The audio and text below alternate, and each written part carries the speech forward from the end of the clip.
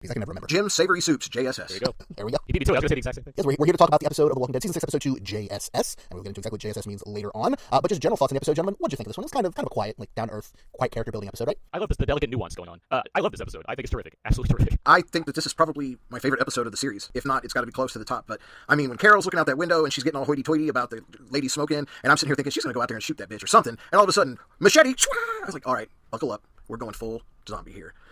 And the wolves, I'm excited that we finally got to see them. So, great episode. Well, all I've got to say is I've got my Morley menthol in my hand. I'm lighting it up right now, taking a puff and enjoying it because this was an excellent, excellent show. I don't know if it's the best, but it's definitely up there. I'm going to stew on that one while we talk about it and get to the end. It may make its way to the best of my mind. We're done talking about it. It might be the best Walking Dead episode I've seen this year. I can probably say that. I feel pretty confident saying that. My question is, how fast can Morgan run? Yeah, he apparently got there very quickly. Dude's a Jedi. He can sprint fast. The Force is strong with that one. Let's head into our main episode discussion. So, of course, this was episode 602, JSS. It was written by Seth Hoffman and directed by Jennifer Lynch, who directed, we looked it up before we started recording, I can't remember the name of it, but the episode last year where Noah died. So she's good with the big action episodes. And we have a ton of guest actors. I don't have a specific list for this episode, but we had a whole bunch of guest actors, including introducing Major Dodson as Sam Anderson. But I'm not going to go through the rest of them because Merritt Weaver came as Dr. Denise. Oh yes, she was a new recruit. Although I could have sworn she was in last season as the person who took the guns, but I guess that's just another blonde person build. They cast her over the summer. I mean, she wasn't involved. The one that took the guns was the one that mans the commissary, I think. Wasn't that the girl? Oh, the lady who was hiding in the closet. closet. Yeah, you're right. So this episode starts with a flashback showing us the origin of Enid. She's with her parents as her parents are trying to hotwire a minivan, and she's keeping watch. Her parents aren't really paying attention to what she's saying. Typical parents. As a couple zombies come around the corner, she's warning them. Yeah, we're almost done. We almost got it. We don't need the headlights. We just need the engine working. When two other zombies come from the other direction and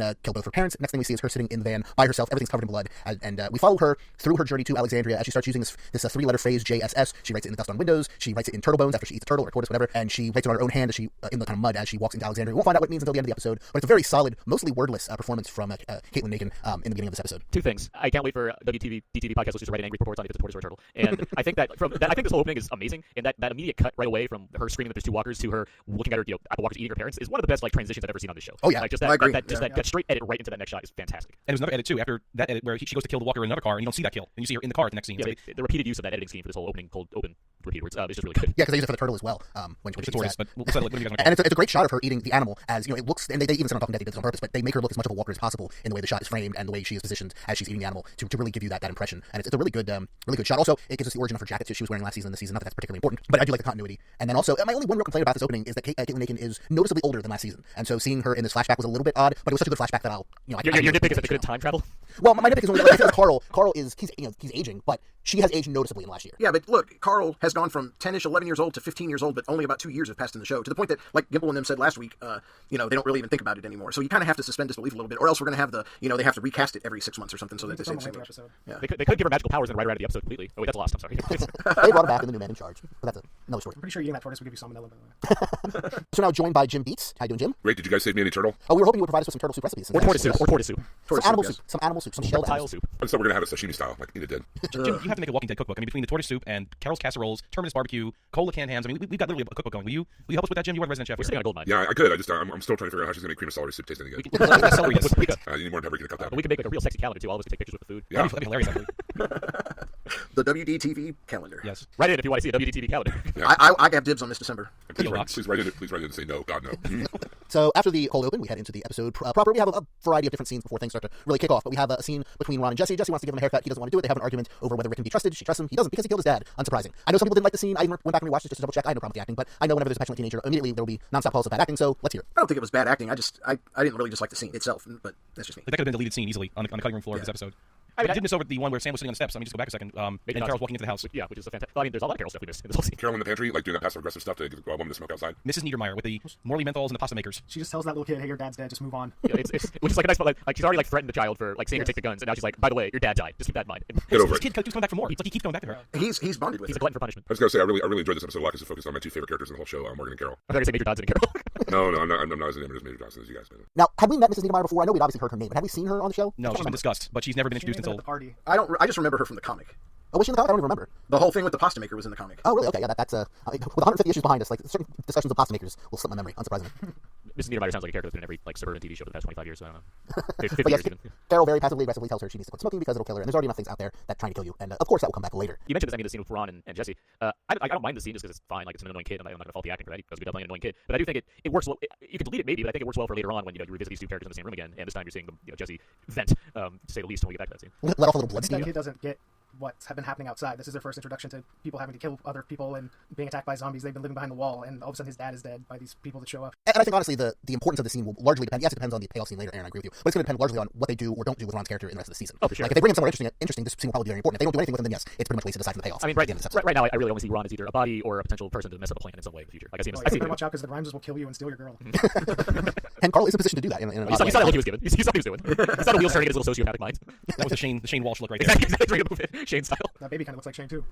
We see Ron and Enid hug off in the distance, and Carl sees them. This is after everyone's least favorite character, Father Gabriel, comes over and kind of apologizes, kind of just takes up screen time to Carl and asks Carl to train him with weapons, and Carl eventually agrees to do so. Unfortunately, because really the character needs to die. But then he sees Ron and Enid hug, and he doesn't seem particularly happy about it, but we'll get back to that later. So we meet our new doctor, I should say, now that Pete is dead, and that is Denise, this is a character from the books. We've heard her mentioned, I believe, previously in the show, but this is her first time actually appearing. What did you think of the character, the portrayal? I think it's solid. I think it does a good job presenting this type of character who's, not in over her head. She's not really known to do certain things, and they just suddenly forced into a terrible situation. But I like Mary Weaver. I think she's a good actress, so it's like, all right, we've added her to the cast, so there you go. And if I recall correctly, she won an Emmy for her role in Nurse Jackie, is that correct? That is correct, yes. So, Emmy winner on the show. If we could talk about for a second the scene with Maggie and Deanna. Yeah. I just want to read my notes if I can. I put farmer's daughter, Maggie is back, hubba hubba. Sore backs and tired feet, and seeds. So that's what I wrote, and I'm just going to leave it at that. She does look noticeably different from last season. I think it's the haircut, but yes, it looks much better than the end of last season, where something weird was going on with her hair. It was just nice hearing her talking about farming again. I don't know. It was good to see Maggie back. So then we have a scene that I particularly like. It's really good on first viewing, but I went back and rewatched the episode again last night because I liked it so much. Spoilers for my thoughts on the episode. But the scene works even better the second time for a reason I guess I'll spoil now. But so we have the scene of Carol. She's putting together a casserole because that's what Carol does in Alexandria. And she's watching on the little video baby monitor Judith upstairs. And then she puts the casserole in, she sets the timer for 45 minutes. She looks out the window and sees Mrs. Niedermeyer smoking, and she gets kind of a bemused but annoyed look on her face when the camera catches one of the wolves come in from out of frame and just crack Mrs. Niedermeyer's head open with a machete and then hack her to death. It shouldn't be funny. It's such a Shouldn't give a shit about smoking. Yeah, saying smoking will kill you, literally led to this person's death. The scene is amazing for all those reasons, but what I really, really like about it later is at the end of the episode, we get a payoff. But it's not the payoff that you think, or that I should say, that I thought they were setting up in the episode. When the scene first happened, before Machete Wolf comes out of the shadows and kills Mrs. Niedermeyer, I'm watching the scene and thinking, okay, they just set up that there's a video baby monitor to Judith's room, which means that is going to come back in some way in this episode. It's Chekhov's baby monitor here. But that was a complete misdirect to make it all about the timer, which will pay off as a glorious joke at the end of the episode. I really like it. I think that they could still bring back that baby monitor in some way of importance during the rest of the season. But I really did like the misdirect. Or maybe I just read too much into it, but I still liked that setup payoff. I mean, I wouldn't say they read too much into it. I'd say I don't know if I need to put that much emphasis on it at this point, but it's more like, hey, if that happens again, that's cool. But I hear you on the casserole thing with timer. I thought though, watching it, I also watched it a couple times. Watching, the early on in this episode, you see a setup of the timer and the casserole. And the end of this episode is kind of like, oh, okay, now it's finished. And I just love the way that one scene just like changes everything. The entire tone of the show, the pace of the show, the tension, everything. I mean, that's one scene, just everything changes, and I really like that about it a lot. Yeah, and even mentioned it was real time. This was actually a real time type of episode almost, where the timer was set for, was it 50 minutes or 45 minutes, and at that point there's 45 minutes left. The episode, granted, it's commercial, so they have to fudge it a little bit. Right. It's more, like you're saying, more or less in real time for the rest of the episode. Yeah, and I heard you saying about the baby monitor, but I think they framed that where the timer is really the center of that shot, and that's the bookend, the beginning and then the end, the timer. And it's a glorious joke there at the end. I don't know if it really counts as a joke, but bookend certainly. It's just more like it sets the timer and this kind of the tone changes all of a sudden, and the timer ends. It's like, all right, back to business as usual, making the casserole. Your whole world can change in the time it takes to bake a tuna helper. Now that baby monitor gets me thinking though. Unless we've seen some sort of video setup, why don't they? If they're able to go out and find and run that technology, why haven't they set up perimeter cameras or monitors? A baby camera thing like that is usually pretty small on the broadcast perimeter. Like it's like maybe 30, 100 feet or something like that. Yeah, it has a range of maybe a house. Range, that's the word I'm looking for. And the camera is not very wide angle at all. Right, but I'm just saying, it's also a matter of electricity. Right, it takes a lot less electricity than a whole close. Well, yeah, but I wasn't talking about another baby, like a bunch of baby monitors. But I'm sure that there's a Best Buy out there that can go get some digital cameras. But I have to imagine it's like a central generator that they're taking energy from. They get have a whole command center. Didn't they get the solar panels? I thought they have a Solar, big, yeah. yeah. Well, Yeah, but solar rays only going to produce so much power. Noah died. Yeah, well, Victor Strand found a way around that, so maybe they can too. Yes, they need that strand solar technology.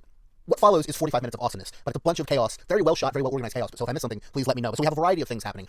Carol runs out, she's sneaking around so not to be attacked by the wolves, and they're everywhere. There's wolves everywhere with weapons. They don't have any guns, but they have cleavers and axes and knives. She sees another lady, whose name I forget, get stabbed by one of the wolves. She takes out the wolf, she puts the Alexandrian out of her misery, and then she dresses up in the wolf's clothing and paints a W in blood on her forehead so she can blend in with the groups, which pays off later when she comes in and saves someone from off camera, and you think it's a wolf at first, or you don't know exactly who it is. I know Aaron and I immediately went to the same character who's not appeared yet in the show, so we won't spoil the name, but I was like, oh my gosh, I can't believe they're introducing X character already. So that was very cool, but it was actually Carol. Morgan goes Jedi on tons of guys, but refuses to kill them. We're jumping a bit ahead because there's also the Spencer in the tower. He's trying to snipe. Right. We got tons of stuff. He's doing a terrible job sniping people, and that's when the truck runs into the wall, and that's where the horn gets started. And that's, Right, that was like the big thing, finding out. Like, last week we all speculated someone had intentionally done that horn, to mess with Rick's plan or whatever. Now we find out the real story. I wasn't It was more driving the truck though. I there was a wolf in there, and I see he just jumped That out. guy couldn't have changed Yeah, quickly. I assume he just jumped out of the truck, or maybe added Walker in there the whole time just to make it more difficult too. Yeah, Walker. Yeah, because that walker was not a fresh dead walker. Given the wolves' penchant for setting traps and stuff, I wouldn't be surprised if they drove the truck in there intending to set that off and have a walker in there already, just so when they try to turn it off, it mess around with Oh, it. I bet you that truck is full of walkers that they just haven't come out yet. Yeah, maybe. Sort of like what the governor did in season 3 or 4 or whatever. Season 3. Oh, I thought it was more of their group just showing up out the back of that truck. It's like that whole- I feel like we would have seen a shot of people running out the back if that's what they were trying to imply. I'm just saying, from the moment of the first attack to when we get into the middle of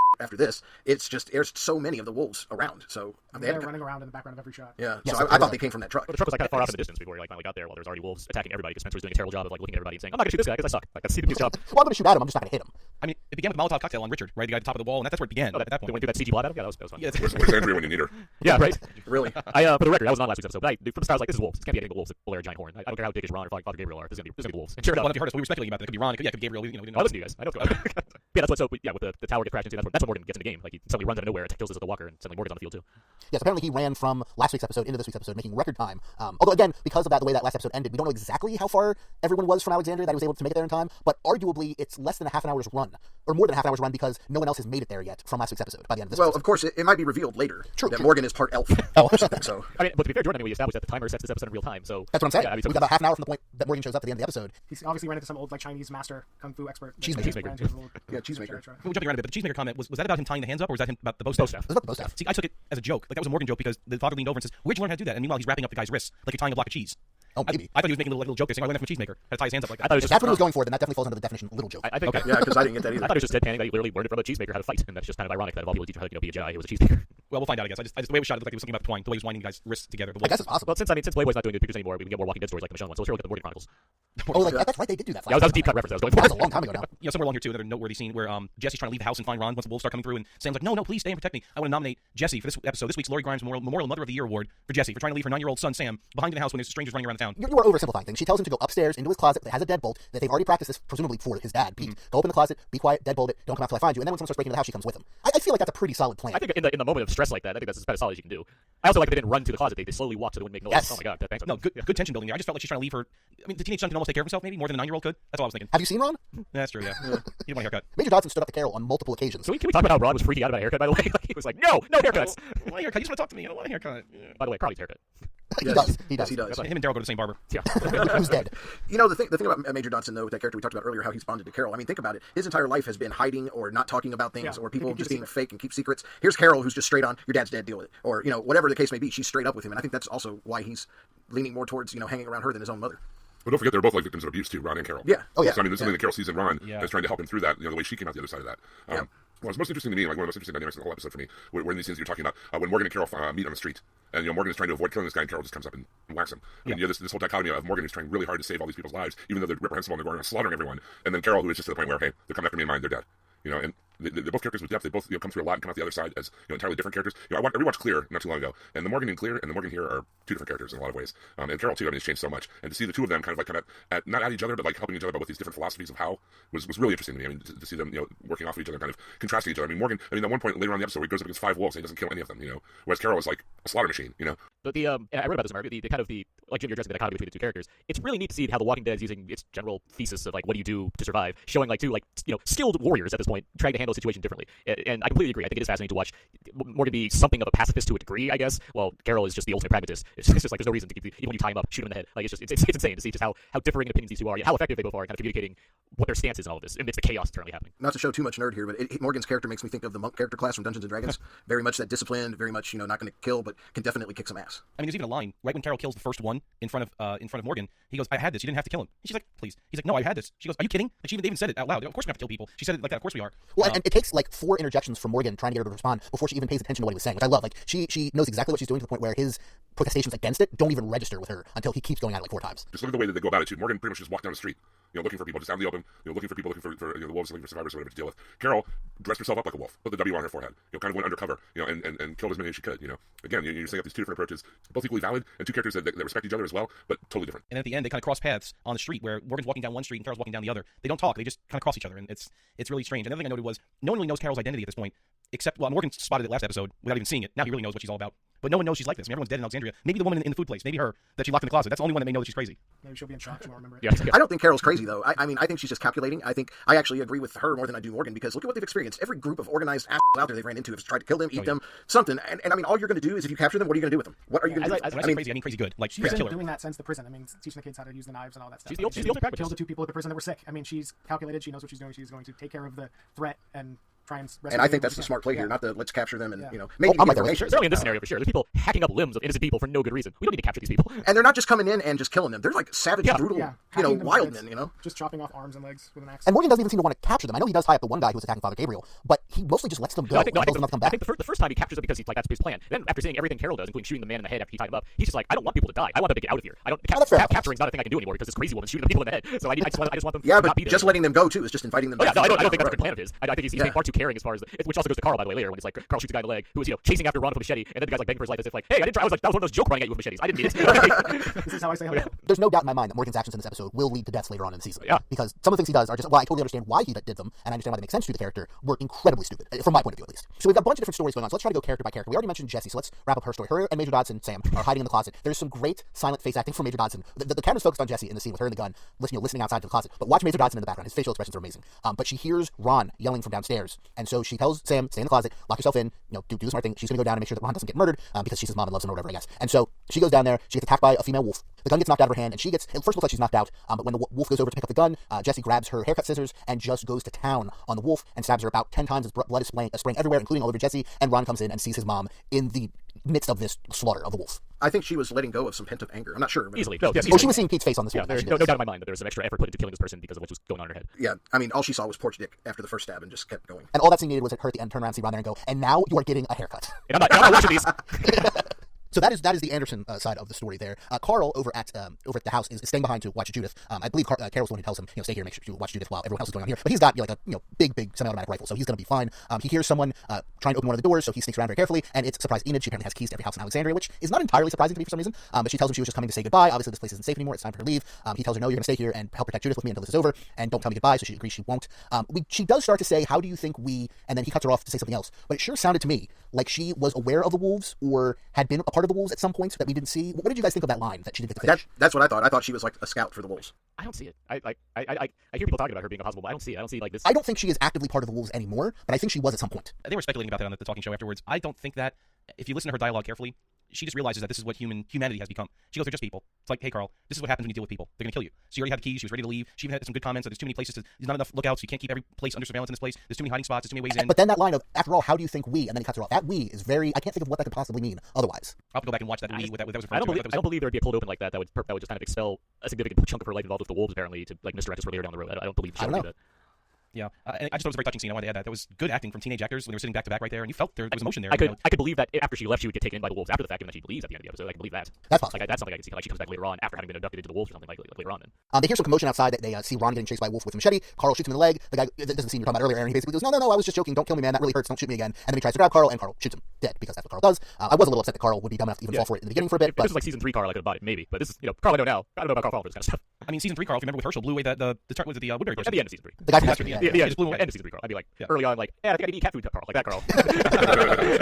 We get a story about Denise and Tara and Eugene. I believe is it Holly who gets stabbed and gets brought into the infirmary? And who is she? Because they're all making a big fuss over this woman who It's the woman. I believe it's the woman who last season was up in the crane when the construction site was attacked and she fell and broke her leg, but her and Abraham held off the group. Yeah. She has the same haircut. It's not the same person. I don't know. I like the actress though, so it's a shame. Spoiler, she dies. If it is the same character, it's a shame because I like her in the show. But yeah, so Denise was apparently trained. She did go to medical school. She wanted to be a surgeon, but she just couldn't do it, and so she went into psychiatry instead? Yes. Yeah, she said she had panic attacks when she tried to become a surgeon, and that's what led her into psychiatry. So she has some knowledge, some experience, but this is certainly not her area of expertise. But she's the next best thing to a doctor that they have. She attempts to save Holly's life. She's unable to do so.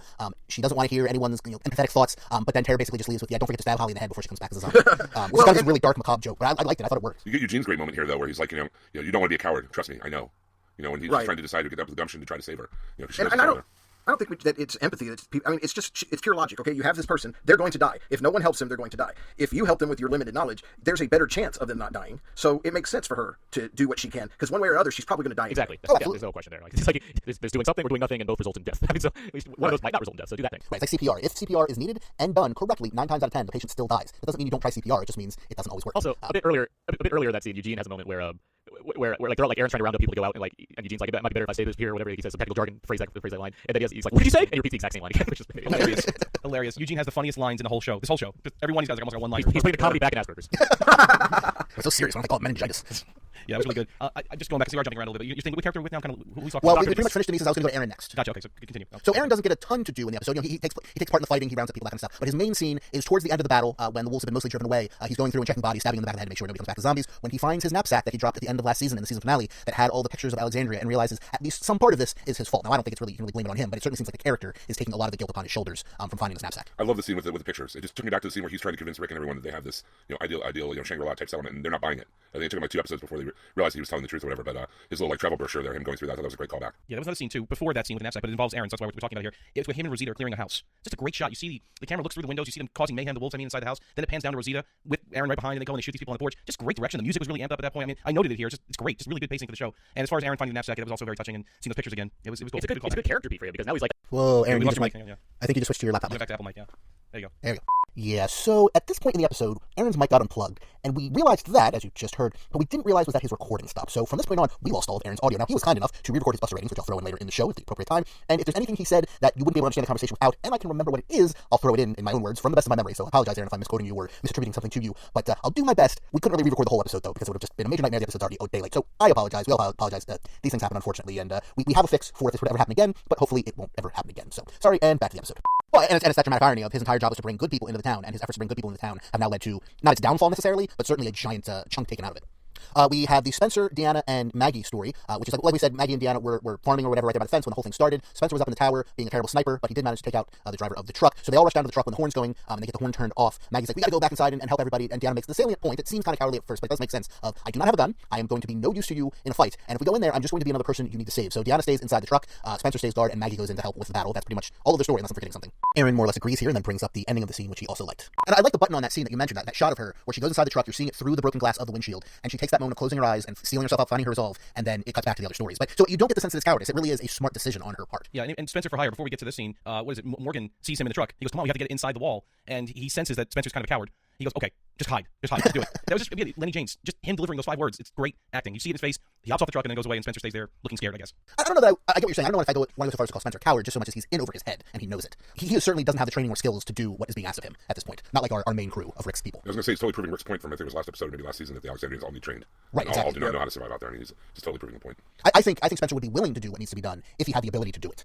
Yeah, and hopefully he will get to the point where he has that ability. The family's really proving the point. Deanna and her son are both saying, we can't do what you do. We really can't protect the town, protect ourselves like the Rick's gang can. So it really is becoming reality here, right before our eyes. They didn't have a way to alert the town that they were under attack. There's no, like, bell or anything. Yeah, that's a good point. There's no warning system. They need something like that. But I do think it's important, though, to note, like, if they get that training, they could become like Jessie, who is able to defend herself and is able to save her family. Because she already mentioned, I think it was last episode with Rick, that she started getting some training. I forget who it was. Maybe Aaron is showing her how to use guns. If they do get that training, the ones of them that are left may have a chance to survive. We'll see.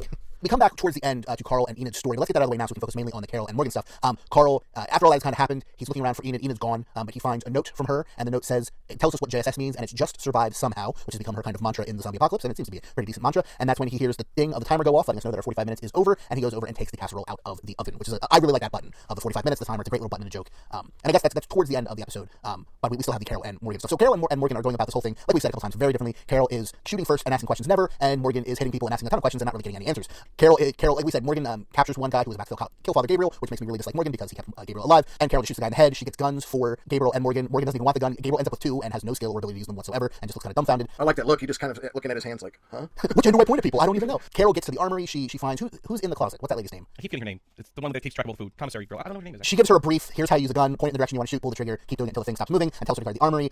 She goes and keeps killing people as needed. Morgan has the scene where he gets surrounded by 5, 6, 7 wolves, and they're taunting him. He keeps hitting them, and they eventually run away. And one of the wolves even gets a gun.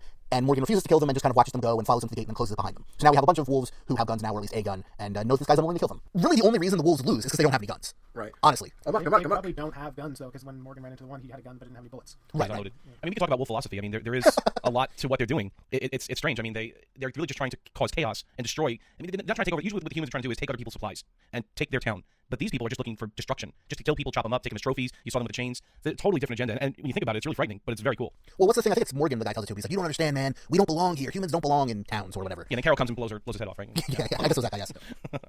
So Morgan makes his way into a house. I don't know exactly whose house it is, but he's confronted by the main wolf we saw last season, the guy who has the sit-down conversation with Morgan at the beginning of the season finale. That guy recognizes him. They fight for a bit. Morgan has a chance to kill him and doesn't, and the wolf realizes this and says, "Oh, you can't even do it, can you?" Morgan, he tries to attack Morgan again. Morgan knocks him down, says, "I'm sorry," and then we get kind of a POV of a wolf shot as the bow staff comes right towards his presumably face, and the camera cuts away. So did he kill him, or is it a Tyrese all over again? Yeah, I was thinking, you think he's dead? Okay. I'm hoping he's dead. Aaron thinks the wolf is pretty much definitely dead. They wouldn't pull the same trick they pulled with Tyrese again, and the sound mix and everything about it made it seem like the guy was definitely dead. Well, I mean, And I can buy that. he's had struggling killing somebody this whole episode. I mean, He killed him.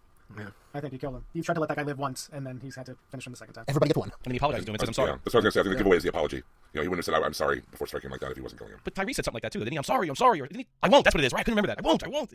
All right, I'll admit though, the first time I watched it, I'm thinking this guy's still alive. But the second time I put the volume up a little bit, it wasn't definitely a squishy sound when the staff hit his head. So I think he is gone. Yeah, I will agree with that, although they didn't frame it that way visually for me to see it. Towards the end of the episode, Carol has a moment where the battle's more or less over, and she goes over and finds the pack of Morley cigarettes that Mrs. Nehmeyer was going to be smoking, and she goes and sits down on the stoop. And there's an A in blood on the steps. I don't think we ever get an answer for what that is. That's a stamp. That's Sam's stamp. Oh. Yeah. I forgot about that. Yeah, Stamp for that's his okay. hand. Yeah. He flashed it at Jesse, and yeah. From last season, yeah. I think as she's sitting there, she sees that stamp, and it kind of triggers that there's that little kid maybe dead. Right. I think that's kind of what triggers that little.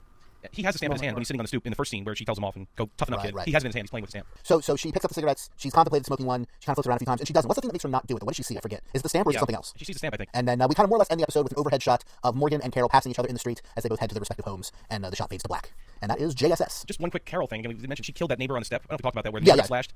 Okay, and she got that back end. The wolf that she impersonated, his name was Aphid, by the way, in case those of you were wondering. Yeah, which is a strange choice for a dude, but okay. Aphid, nice trophy or something. They were saying is she was parading down with Morgan down the street, but Aphids are the main food of ladybugs. Like, it's just a strange word to know for the average person, I would think. But it's an even stranger name to choose for yourself, particularly if you frame yourself as a wolf and you go by Aphid. Okay. probably part of the cult. So at this point, Aaron makes a joke, I think at my expense. I couldn't quite understand him, actually.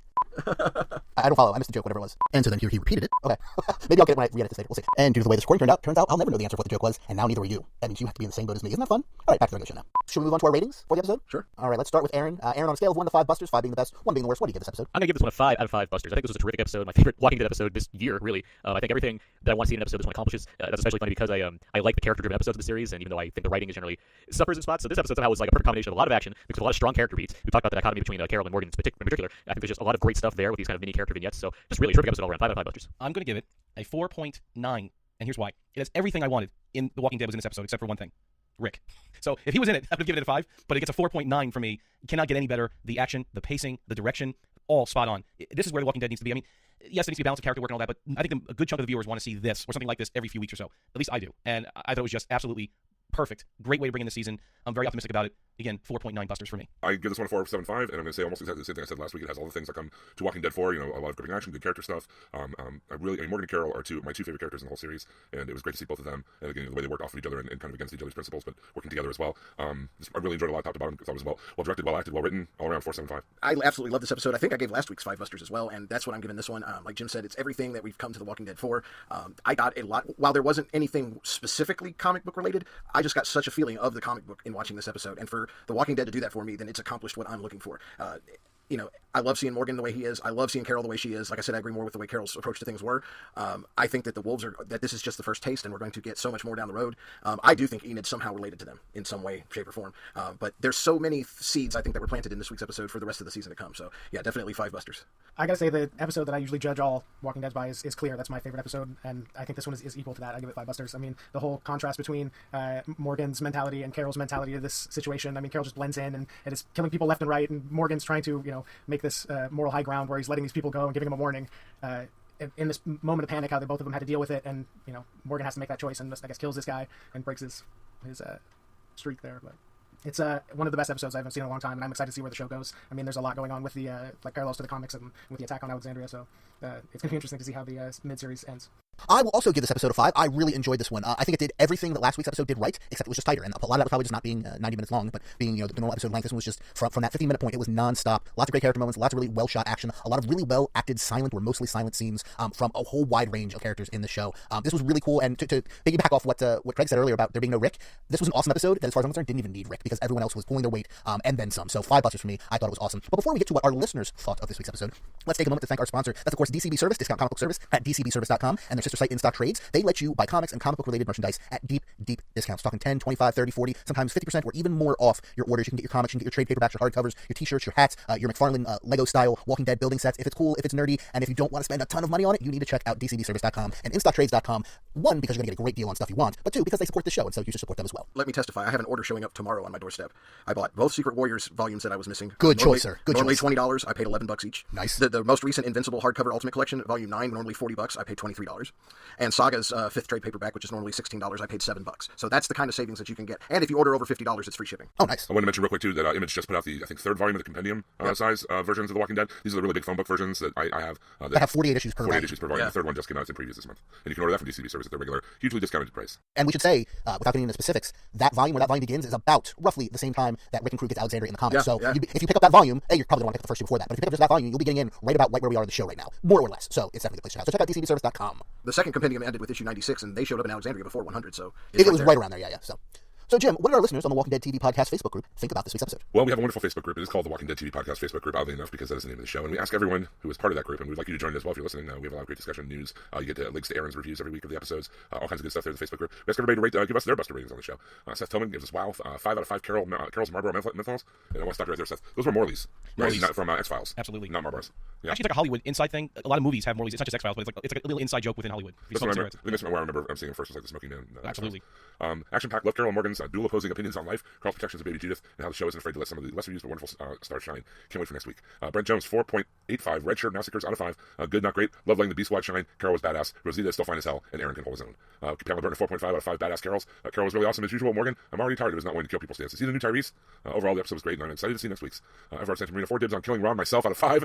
I'm struggling to understand the logic of the wolves. I don't think they really do the logic thing. Remember, they showed tremendous resourcefulness in setting up the Truck Depot trap, but they were essentially just machete wielding maniacs. Susan Monk 3.75. Perfect post-apocalyptic homemakers out of 5. Carol's the only one who can put a casserole in the oven as an attack starts and be mostly responsible for ending the attack before the timer ends. Her secret is out now. She makes a good point. I mean, before that, Carol just kind of had the homemaker thing going on, and now everyone will realize what a warrior she is too. Yeah, all 5 people who are still alive. Yeah, who's alive? Like, Yeah, I guess. they're all Lady in gone, the cabinet. right? Yeah, I guess you're right. Lisa Lockridge, 4.25 cans of celery soup. Action, some background on Enid, and a little character building all rolled together in a very good episode, despite the lack of Rick, Daryl, or Michonne. Mike Jones, 5 Cannibal Holocaust Turtles out of 5. I thought of the same thing, actually. That is true. Although it was much bigger in that movie. The second the Marlboro Lady got knocked down in this episode and never let up. I think Enid is a spy. She didn't seem nervous at all during the attack when sitting with Carl. And I think Chubb Toad agrees. Yep. Rick Sides, 4.75 discussing how to ending machete hacks out of 5. Minus half a point for Father Gabriel surviving the episode. Totally with you there, Rick. Totally the like mind. Max Sofer 4, those noodles out of 5. There's exactly 0 way that's all the wolves are. I guess we'll learn more about them when Ron becomes one of them. Good news, the Horde was explained. Trisha Terrell Collins, 5 busters with Carl leaving the porch finally. Morgan carrying the big stick with a conscience. And best of all, Carol dressed up for Halloween and giving goodies to all the deserving wolves. Trick or treat, bitch. David B. the Third, 4.5 Ron Burgundy's out of 5. I love this episode, and the only grace of Morgan letting the wolves leave and not killing those who kill mercilessly. I understand being humane, but not to people who show no possibility of rehabilitation. Monica Smith and Anita, 5 Carols in wolves clothing out of 5. Awesome episode. I was yelling so loud at the TV, I set off all the sound-activated Halloween decorations. Carol is so gangsta, I love it. And Morgan, really? Do we really think he killed that wolf, or is it Tyrese all over again? It seems to be a recurring theme. And I think the Deanna ship is surely over by now. Brian Minnis, I think Ron's reaction had more to do with him wanting nothing to do with Carl or Rick. And I'm pretty sure that Ron's days are numbered. A lot of Ron hate here. I mean, Yeah. wow. Tanya Royston, 4.5. You just wait till my daddy gets back out of 5. Zen Master Morgan is going to have to quickly come to terms with his all life is precious motto if he wants to be with the group. Tarakawar, I'm giving this episode 5. Tonight I dine on turtle soup out of 5. No, I don't. Oh, it's always the turtle soup suffer, isn't it? I don't think there's been a season so far that had 2 5 out of 5s for the first 2 episodes for me. Pierce CH, I give it 4 Star Wars kid Morgan Melees out of 5. Eugene is such a tool in the show. I'm hoping they write in Danny McBride as Eugene's brother that shows up and kicks Eugene's ass and whips him into shape. Oh, wow. Thanks. They need to do that. Yeah, the hair is perfect, you know. Rob Cook 5, non-lethal Morgan's out of 5. Another top episode of Plenty of Action. Rick's not going to be impressed with Morgan letting the wolves go. They'll live to regret that choice. Richard Chopper Cherry Charrington. Wow, what another fantastic episode. Didn't expect the wolves to attack so early in the season. Love how Carol showed her true side and kicked ass. But remember, people go outside and smoking kills. And a nice nod to the X-Files and the Marley cigarettes. I give this episode 4 Tortoise Snacks out of 5. Carl Hooker 5 Burning Man Festivals out of 5. Intense action from pretty much the beginning till the end. One question, how did Morgan get there before Rick and everyone else? Yeah, Segway. We talked about the timing. A Segway. Yes, that's it, of course. High Speed Rail. And Sarah Ann Howard. Booyah, 5 out of 5. Kick-ass Carol casseroles. Awesome. Great episode. Lots of action wrapped around character development to boot. My one beef. How did Morgan get there so much faster? Yeah. Was he sent a different way? Travel interdimensionally? Hopefully we'll get some insight next week. Love you, Carol. Next week looks just as exciting. And if you'd like to get on the discussion in the newsfeed, I really like this Assassin's Creed Carol, the JPG that you found on Reddit, Jordan. You put there. Yes, Yeah, that was quite appropriate. There's another one I saw today that was, I believe it was straight out of Alexandria, but was her in the wolf guard pointing the gun, kind of gangsta style, and I thought that was funny. Yeah, but we have a lot of good news there, a lot of fun memes, all kinds of good stuff. Like I said, you can link to Aaron's reviews of the show, all on the youngfolks.com, all from the Facebook group, the Walking Dead TV Podcast Facebook group. Please join us. You know, Everard made a comment on here. It says, how long was that Flight 462 segment? I almost missed it, too. I Yeah. mean, what are they showing us here? What are they doing? It's like these little snippets of nothing. I mean, Aaron, it sounded good when you described this whole thing. You can air a little chunk of it each week, and it sounds really exciting. This is not exciting so far. I don't know what's going to happen here. Why you do this, Aaron? Why you do this? Aaron, you're our guiding Walking Dead person. We trust everything you say, and when you let us down like this, we just this is why we cry. Yeah, I was just reading your review by the way, theyoungfolks.com. Really good, very good. You're kind of good at this review stuff, Aaron. This is yeah. You might want to look into making a living out of that. So in ratings news, there was I don't have the numbers right in front of me, but I know there was some talk last week of the numbers being down, and then the +3s and +7s came in, and the numbers were, once you factor those in, like higher than they've ever been before, actually. So it looks like any worries about the numbers crashing for The Walking Dead were a bit premature. They got better, as they say. It was just interesting because like the day before those +3s and +7s and all that came out, the AMC stock on Wall Street fell. Like it closed down 5% just based on the regular Nielsen numbers. And it wasn't until they were bolstered later that they were coming.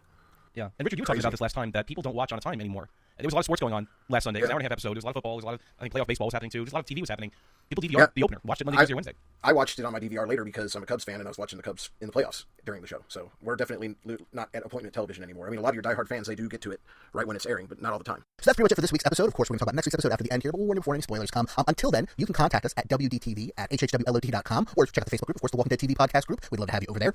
You can follow us on Twitter as well. Of course, we get that information every week at HHWLOD_network. And until there's no more room in hell and the dead walk the earth, remember, just survive somehow.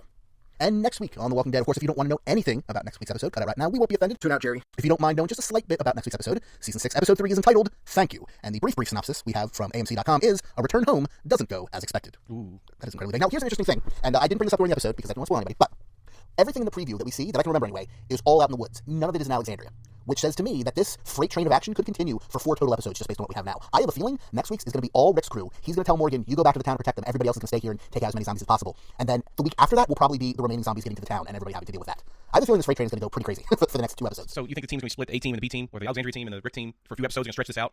Yes. Okay. I have a feeling the reason Morgan made it back so fast, quote unquote, and everybody else didn't, was on purpose. Like they told Morgan, you head back, and everybody else stayed and took out the So zombies. the timelines up. Yeah. Yes, I think makes so. sense. We'll see, of And course. But I saw the extra little snippet of next week's episode on The Talking Dead. You see that scene, and this is not spoiling anything. So it was the same scene they showed during the Comic-Con trailer where Rick is just running down that open road very fast, and he's taking out some zombies. And so yeah, something's going to happen in the woods with Rick and his team next week. That's definitely in the cards, it seems like.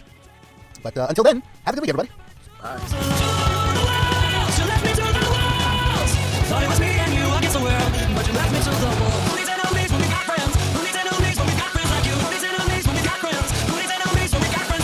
We are Boom, boom, recording. boom. Wait, I see waveforms. Check. Audio Audio. waveforms. The Force Awakens. Yep, And if everybody waveforms. could just call and response for me here, because we tried this last week. I will say 1, then you say 2, then I'll say 3, etc. So 1, 2, 3, 4, 5, 6. Okay, that should be enough. Just so I can easily line up. 7, 8, 9, 10, 11, 12.